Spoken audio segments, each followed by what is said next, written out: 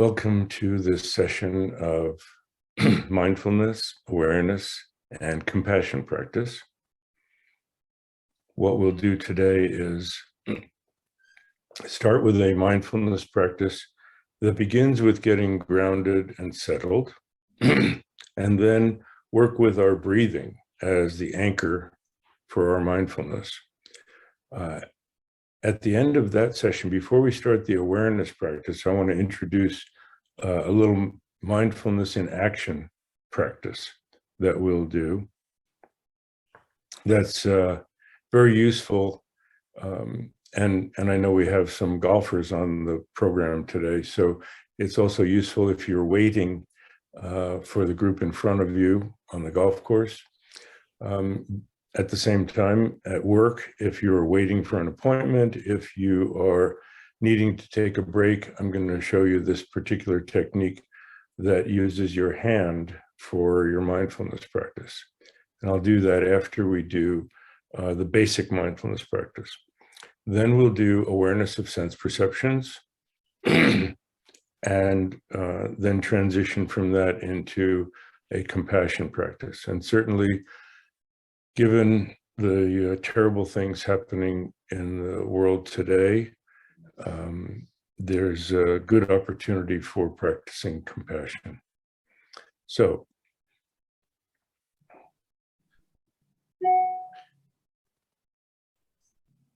let me get everybody set here.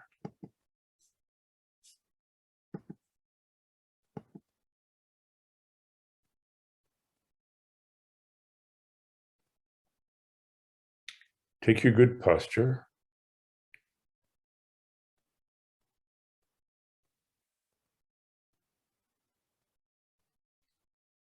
Upright, but not rigid.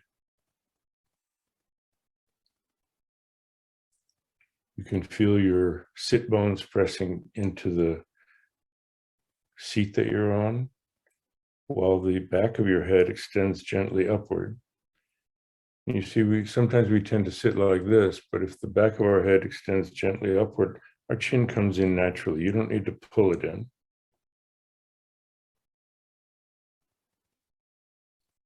Let your arms just hang from your shoulders. Leave the elbows where they are and swivel your hands up so they're palm down on each thigh.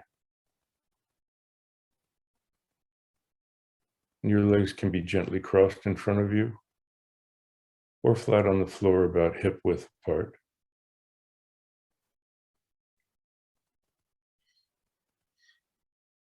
Most of the breathing that we do is going to be through our nostrils, and definitely our in-breath through the nostrils. If you breathe out, it can be some combination if you're more comfortable with that. So we want our lips just very lightly touching or very, very slightly parted. For the first section, the grounding practice, let your eyes gently close.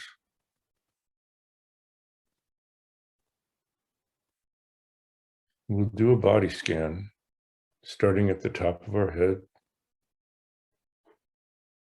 Feel your scalp, forehead, eyes, ears, cheekbones, and jaw. Sometimes there's more tension in our jaw than we realize. Just without letting your mouth hang open, just soften. The idea of the body scan is to let your awareness melt the tension as much as it will. You can imagine that you're sweeping it out or letting it melt and flow out of you. But let the tension dissolve as you move down through your body, your neck, shoulders, collarbone and shoulder blades, upper arms, chest and upper back, rib cage all around, solar plexus, lower back, and deep belly.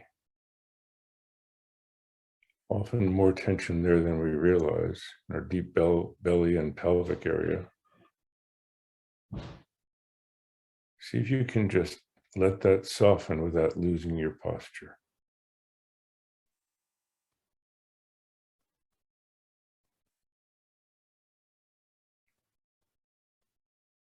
Hips,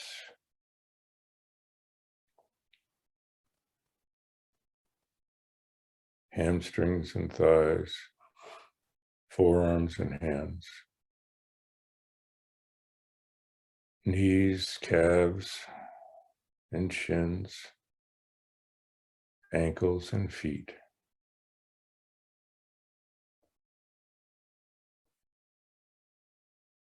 If you'd like, you can go back to the top of your head and take a big full breath.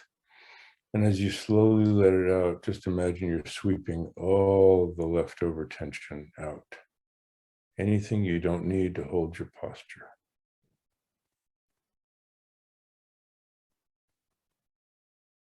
As you practice this, you'll become more aware of the subtle feeling of what muscles you do need to activate to hold your posture and what can let go.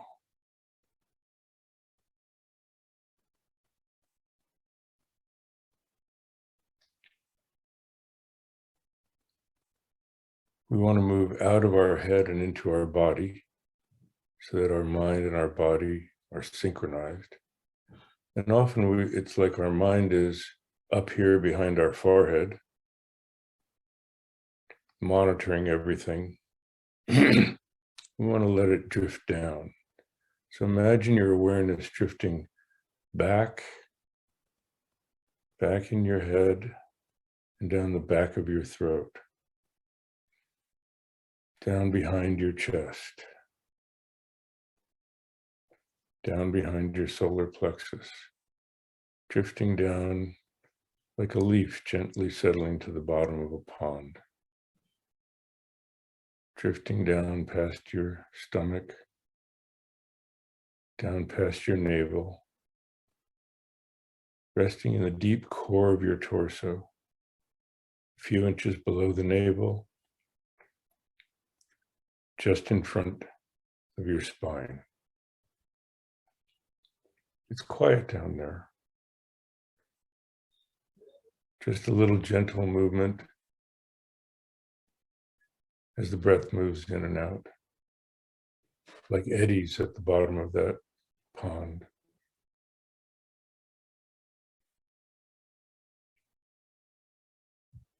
With each out breath, feel like your whole body is sinking down.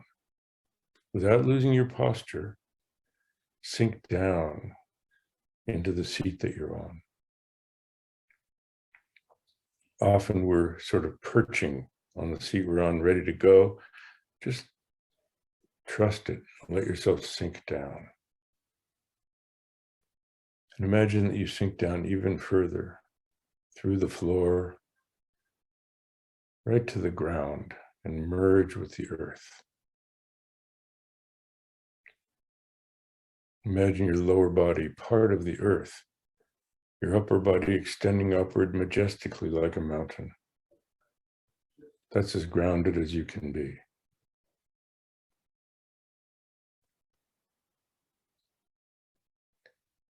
And now be an observer of your breath, not controlling or directing, just aware of how it moves in and out.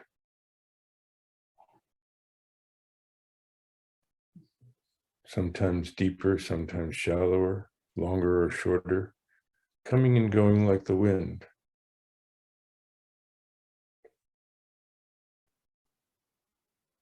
And let your mind be open to whatever experiences arise. Your mind is a vast container in which thoughts, feelings, perceptions all appear and disappear, like birds flying across the sky. Body like a mountain, breath like the wind, mind like the sky.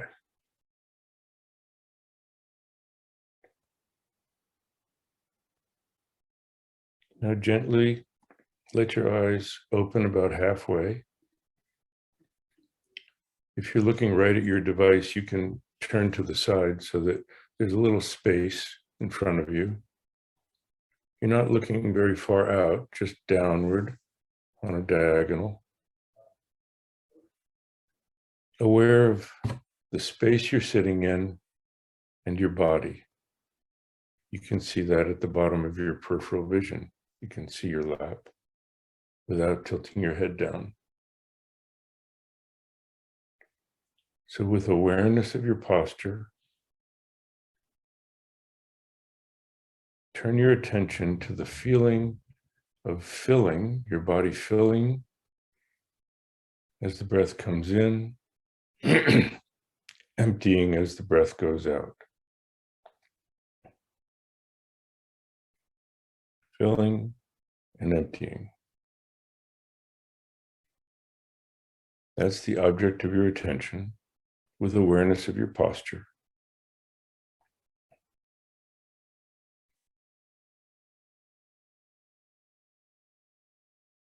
And at some point, your mind may wander into a daydream. And you lose the attention on your body and your breathing. As soon as you wake up from that daydream, you're already back.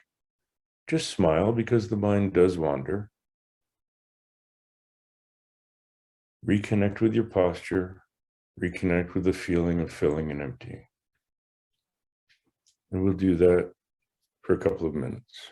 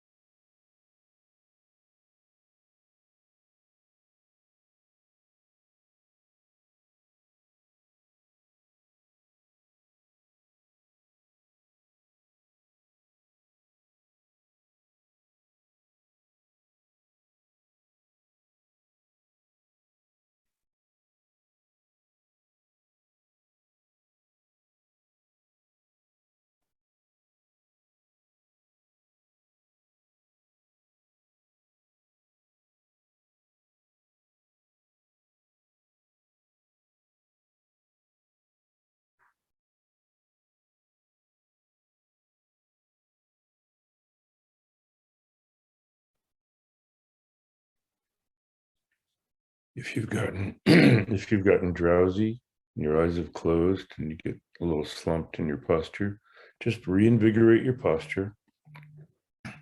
Raise your gaze a bit higher.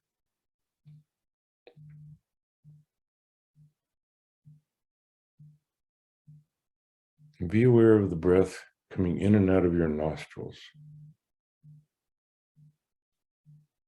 If your mind has been wild and full of thoughts, keep your gaze lowered and put your attention deeper in your torso. Feeling it expand and contract as the breath fills you and empties.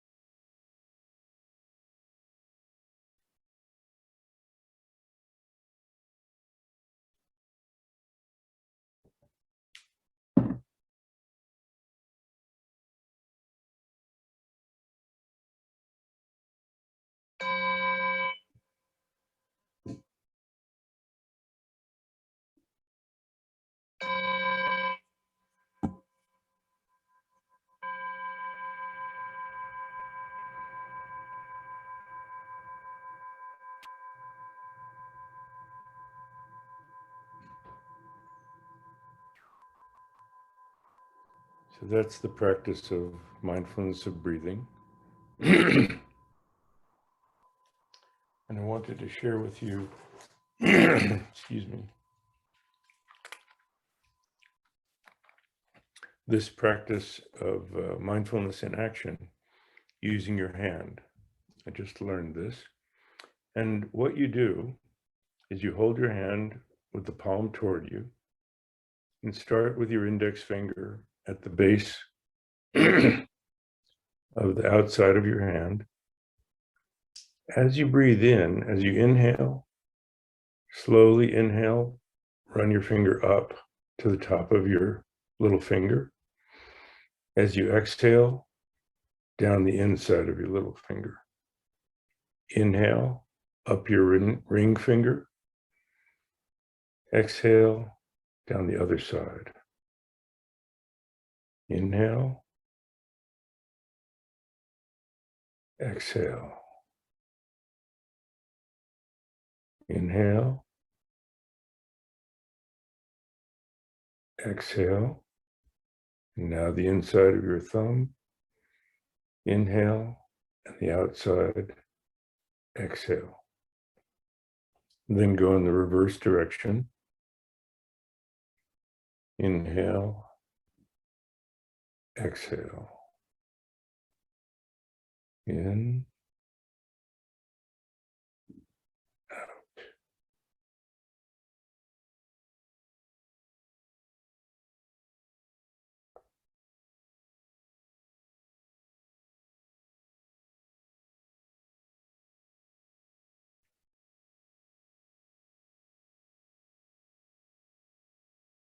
And then you do the same with the other hand, and you will have done 20 breaths.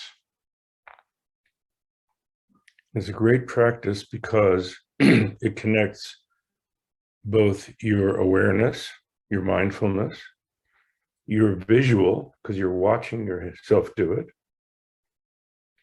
and your feel of both hands. So it's very easy to stay focused.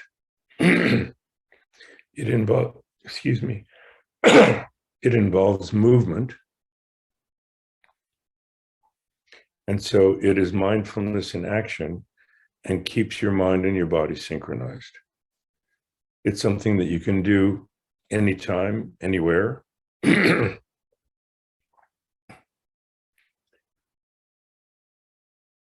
And it lets you take a 20 or 10, 5, 10, or 20 breath mindfulness break anytime during your day.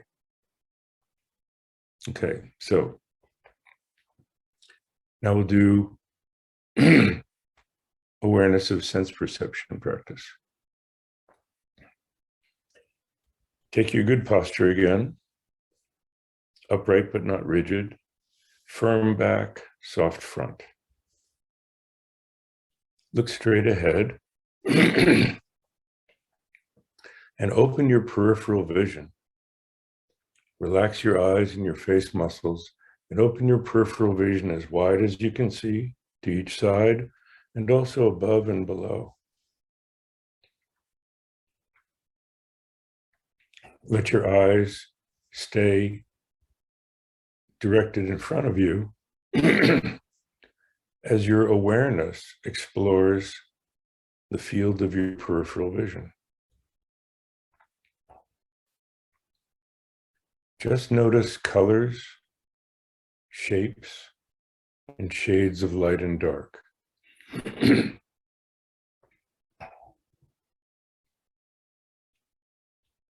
If labels come to mind of a color, a shape, or a shade of light and dark, let that be enough without additional commentary on it. And just notice.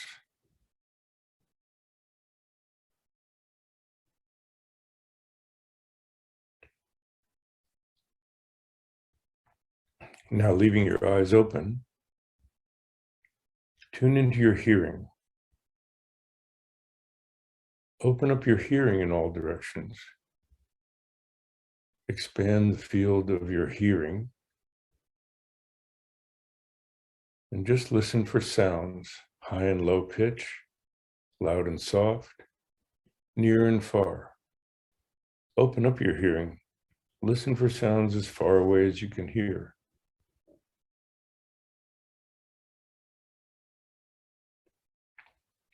Again, labels may come to mind, but there's no need for additional commentary on them.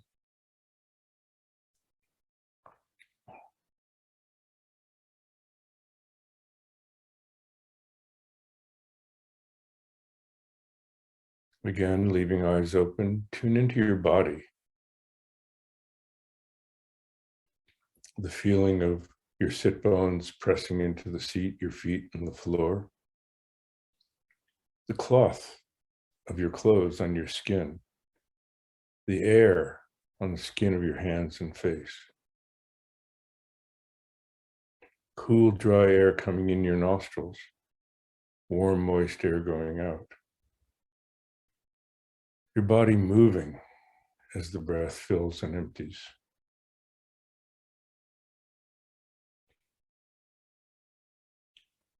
You may even feel your heartbeat in your chest, fingertips, wrists, or neck.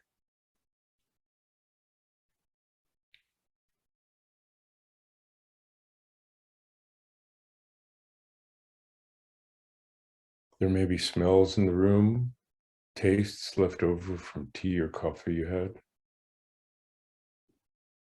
These are the 5 sense perceptions.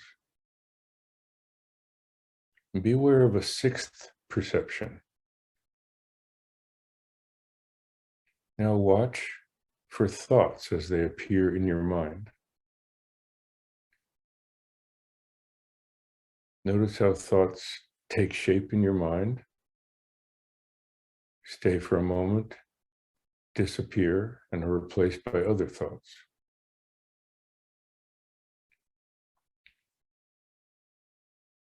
You may or may not experience a tiny gap between the thoughts.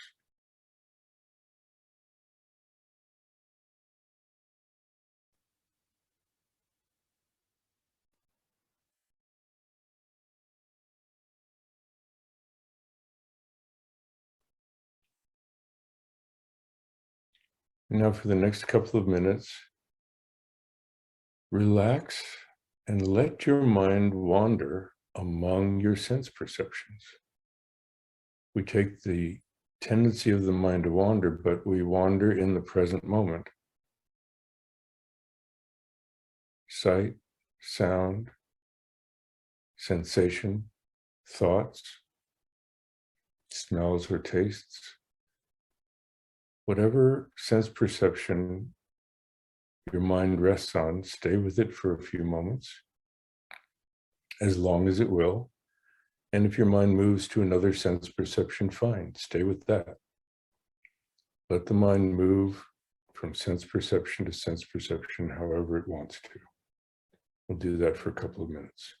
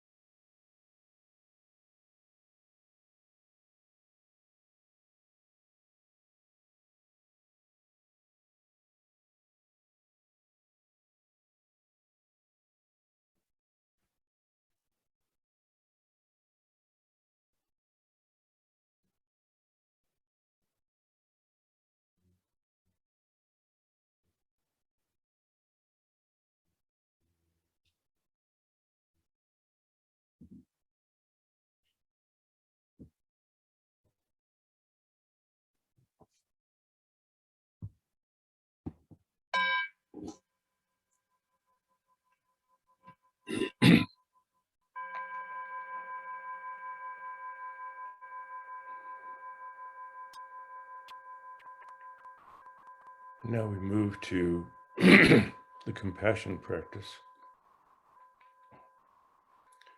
This is a traditional practice that's done. It's called exchanging oneself for other, or taking and sending. And what we want to do is we want to connect with the suffering in the world, the unhappiness, because all beings want happiness and want to be free from suffering.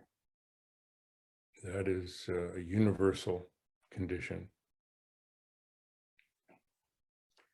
And so we start with ourselves, aware of the ways that we cause ourselves pain or feel pain,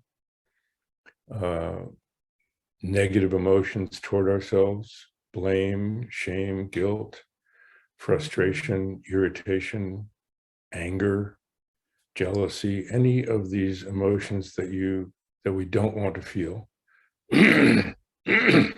Excuse me. And imagine that we're taking those away from ourselves and giving ourselves the opposite. We do this by imagining that at our heart center, and if you'd like, you can put your hand on your heart. Imagine that in your heart center is a beautiful, clear crystal made of light, whatever shape you'd like, crystal ball, a diamond shape, whatever shape you'd like, but it's made of light, and it represents our true nature, which is the nature of light and warmth, knowing and caring. That's our true nature. And this true nature, this crystal, has the capacity to transform negativity into positive energy. So as you breathe in, you gather any negative feelings you have about yourself into the crystal, and it radiates out a cool moonlight of kindness that fills your being with peace, health, and happiness. Take away from yourself the negativity, suffering, and unhappiness, and radiate out to yourself from this crystal in your heart center, the cool moonlight of kindness that fills you with peace, health, and happiness. We do that for a few breaths.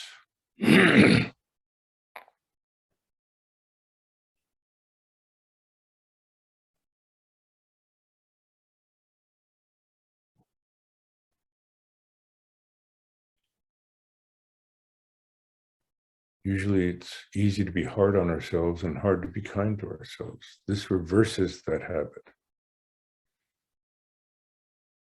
Gather in all the negativity you feel toward yourself. Radiate out kindness, forgiveness, patience, acceptance to yourself.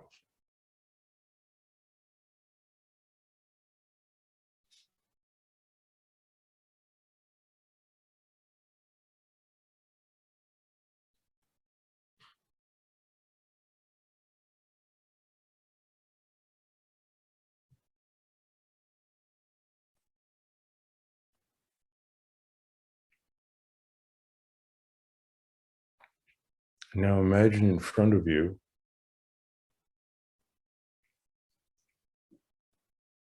your loved ones, family and friends, the people you care most about. Each of them has the wish for happiness, the wish to be relieved of suffering. So imagine that as you breathe in, you're taking away from them their unhappiness, their suffering, their struggle, poor health, negative emotions. Whatever makes them suffer, you're taking that away from them into the crystal in your heart center. It transforms instantly and radiates out to all of them, the cool moonlight of kindness, filling them with peace, health, and happiness. Take away their suffering, radiate out, and fill them with peace, health, and happiness.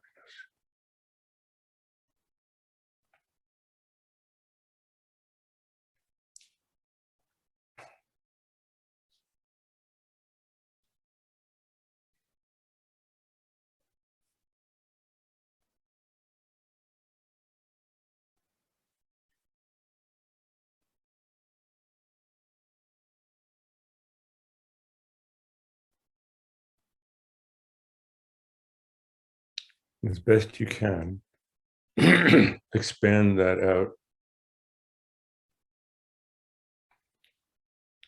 to more and more people, as many beings, creatures large and small, all over the world. If you'd like, you can include the war suffering that's going on in Ukraine.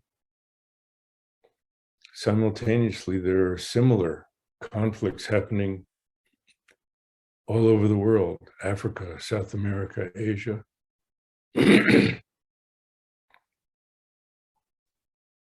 Painful struggles here in North America. Violence, hatred, fear. Breathe all that in and radiate out the cool moonlight of kindness that replaces fear with acceptance, hatred with love, violence with peace.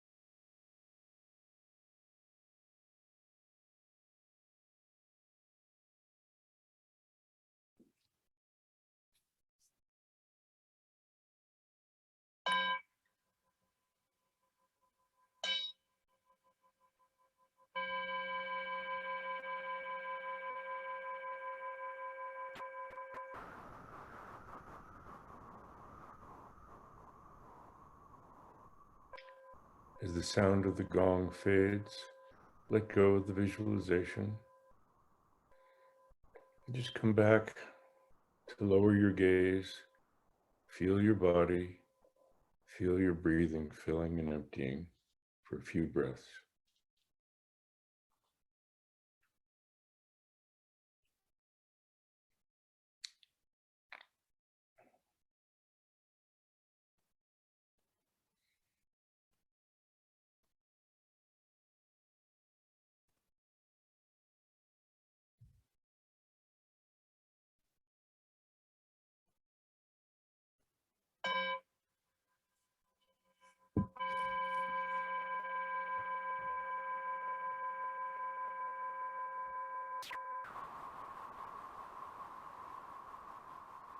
As a further expression of our connection with others, we want to remember that we're not doing this practice just for ourselves. It's good to start any practice that you do with the intention that you're doing it to wake yourself up, make yourself more aware, mindful, and kind, not just for yourself, but for the benefit of others as well. So at the end, the practice becomes more powerful if we dedicate whatever benefit came from it to others as well as ourselves. So you can repeat after me or use your own words. And we say, may the practice I've just done be of benefit to others as well as myself. And if you're feeling particularly generous or want to cultivate generosity, you can say something like, may the practice I've just done be of even more benefit to others than to myself. Because we wish that ourselves and others can be free from suffering and the causes of suffering, that ourselves and others, all beings, can enjoy happiness and the causes of happiness. And ultimately, that all beings can enjoy a deeper, greater joy than temporary happiness. And ultimately, that all beings can enjoy a great equanimity, free from the torment of negative emotions.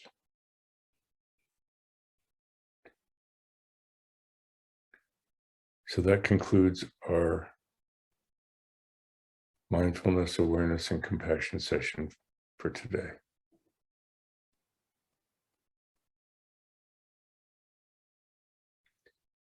If you would like to stay around, I am going to let everybody unmute themselves, or you can put a question in the chat. And if you want to have some discussion, we can do that. If you have questions or comments, please feel free.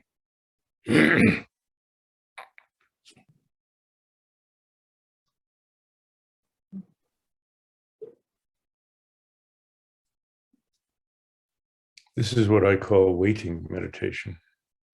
Yeah, there you go. You can do your hand. And we just wait. And if something comes to mind, great. If nothing comes to mind, here we are. So nice to see everybody. I'd like to follow up on that finger thing. You said that it's good for golf when you're waiting for the group in front. Mm-hmm. So the purpose is, rather than standing there and kind of being annoyed at how long they're taking, you just focus, purpose, right? You focus on yourself. So what are the other purposes? Well, very often, if we're playing golf and we're waiting, we might say, oh, you know what, I'm going to work on my grip or my tech, and we start thinking about our technique, or we start getting revved up and anticipating. And, it's like, I can't wait for my turn. And as soon as it happens, boom, we go really fast into our routine and rush, because it's like we want to make up for the time that was lost in the round and keep the pace up. So we hurry as soon as as we have a chance to hit. It also applies to other situations where you're waiting. If you're sitting at a red light, you don't have to do your fingers. You can just be with your breathing. And if you're waiting for an appointment, you can do that. But it's just an extra added focus of body awareness. Can you say something about the power of awareness? Why is it so powerful? If you aren't aware of what's going on, how can you relate accurately to it? Too often we enter into situations with our version of what happened before and what's going to happen, and we overlay that onto the situation. And that actually distorts it, because we start looking for things that validate our view, or validate how we feel about ourselves, validate how we feel about others. If we're feeling bad about ourselves, we pick out the things in a conversation that are critical. I remember seeing a cartoon where the person is listening to all the things that the other person is saying, and there are all these compliments in the voice bubbles from the other person, but they're all kind of faded. And there's one, I wish you'd been on time for the meeting yesterday. And that's all the That's all person you hears, see. right? Yeah. That's all Yeah. they hear. The rest, all the compliments, all the good things that they did, gone, right? Right. And I see Jeremy wrote emptying your cup. Yeah. Of these preconceived notions. And then you have open awareness to what's actually going on. Also, if your mind is in a daydream of the past or the future, you miss what's going on now. One of the things that takes our awareness away sometimes is if you're driving and you're in a conversation on your phone, you know, your eyes are still working, but what you're seeing isn't your primary focus. You're thinking about and listening to the conversation. How many times have we driven by our exit? Oops. Missed the exit. Where was the awareness?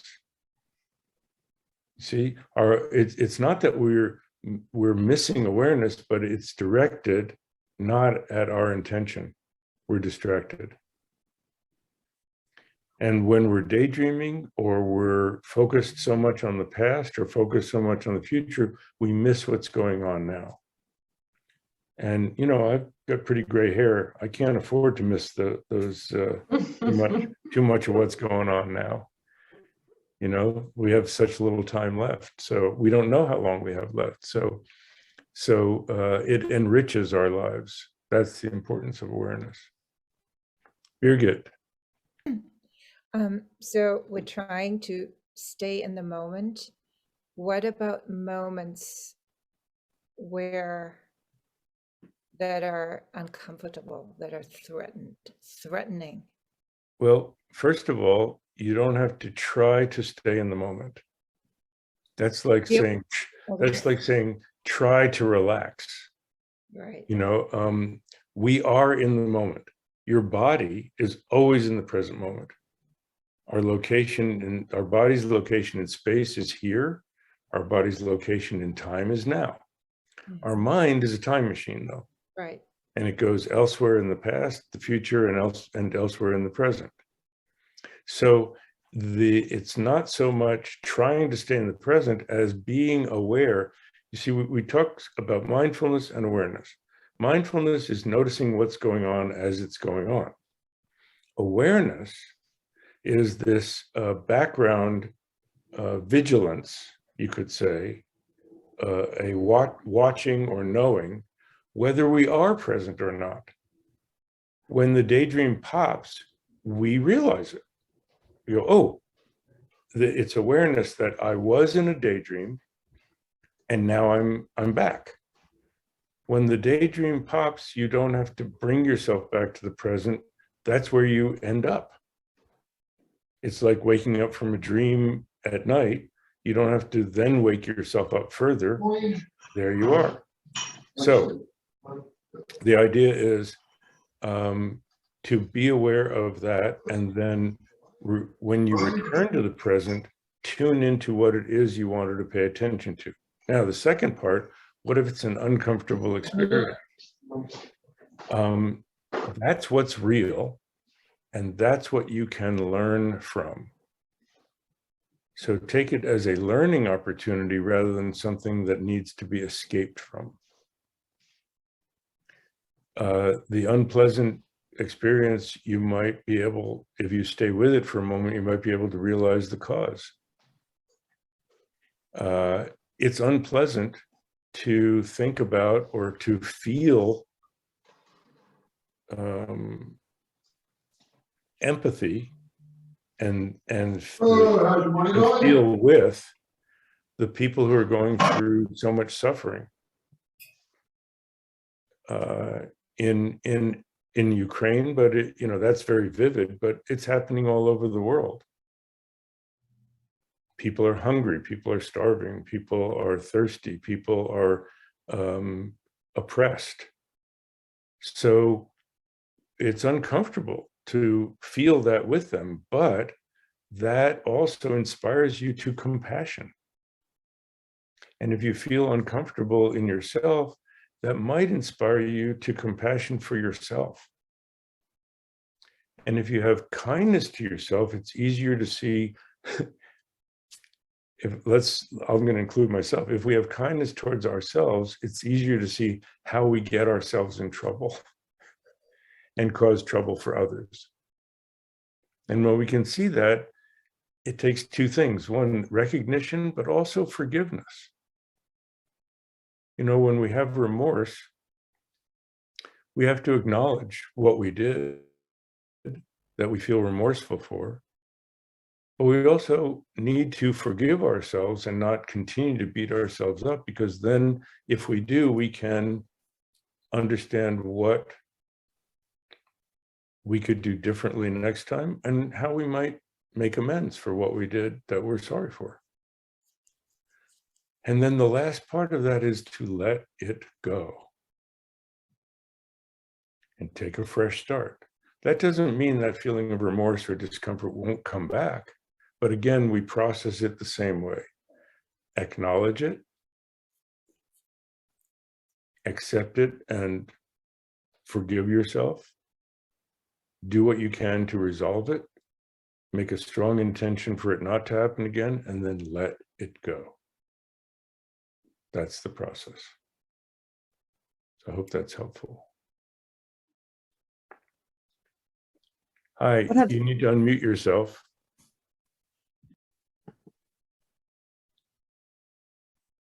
There you go. Just wanted to thank you. It says Joseph on there. I'm Blanca. I don't know why they put me Joseph, but my name is Blanca. And Blanca, hi. I have read your books. I'm a medical doctor. I'm a psychiatrist, and but I just retired. I'm 73. I retired last year, but very inspiring, very lovely, and I truly enjoy it. And we need it so much with what's going on in the planet with Ukraine. Is devastation. And send a lot of love to the Russians. Maybe they have some compassion in their heart and really, do whatever we can. But very inspiring, and I thank you so much. Really love it. You're very welcome. Come back. We'll be doing it again in 2 weeks. Wonderful. Well, I'm going to go and hit the balls. Where are you? I'm in Palm Springs. Oh, I'm in Palm Desert. Nice. I'm in La Quinta. You're in La Quinta? I'm in Rancho Mirage. And I play in Andalusia. Where do you play? Marriott Shadow Ridge. Oh, nice. Wow. Okay, I hope you guys can connect. That's and definitely. And your grounds, your garden are spectacular. Your background, I love it. You're in Oregon, right? I'm not. That's in Oregon. Where are you? I'm in Santa Barbara right now. So it looks spectacular. Wherever you are, looks beautiful. Thanks a million.